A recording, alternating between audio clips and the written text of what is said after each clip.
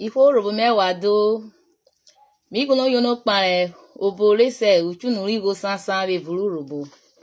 Today I want to talk about how to pronounce different amount of money in Urhobo language. Like 50 kobo. 50 kobo is isheni yori. 1 naira isheni hwe. 2 naira ekponvo. 3 naira ekponvo gbisheni hwe. 4 naira ekpan ive. 5 naira ekpan ive gbisheni hwe. 6 naira ekpan era. 7 naira ekpan era gbisheni hwe.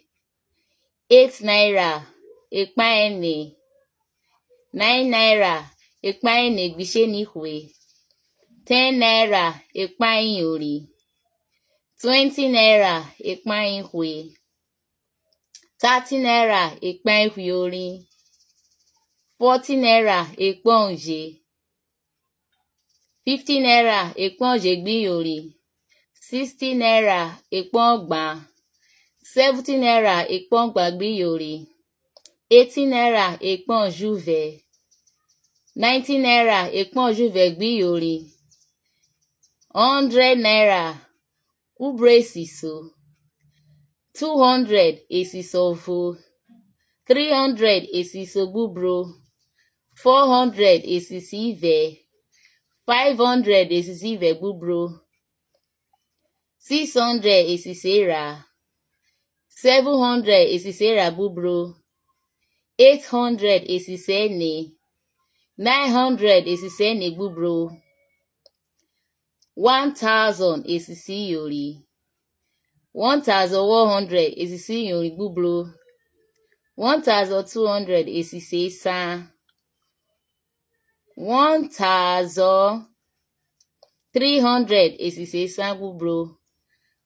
1400 esisi igwe. 1500 esisi igwe gbubro. 1600 esisi eriri. 1800 esisi riri. 1900 esisi iri gbubro.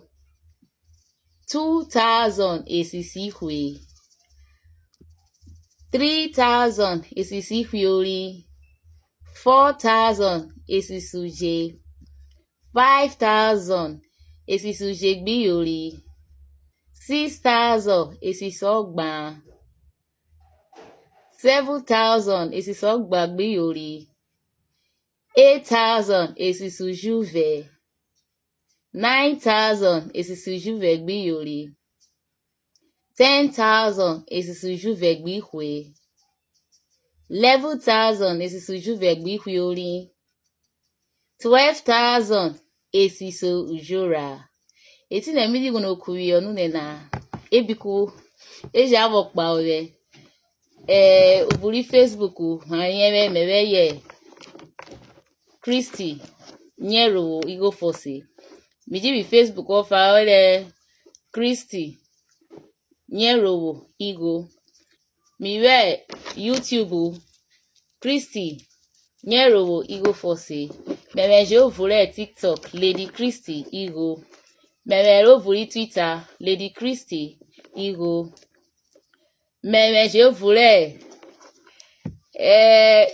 social media sansa ibiko asawode memeje awokpa ore iwe Urhobo na oyemiro oworanfa mi werewe evure social media yeke bobo yan mi fami woba inako woba awokpa ore ere Urhobo wo yan oba o Urhobo ovo Urhobo orere ifesa o Urhobo mena o orere ifesa Urhobo kokore ogbare Urhobo orere ifesa oboru Urhobo je na sofa je wati oye edefa mere apo toru Urhobo meware Urhobo orere ifesa o arioma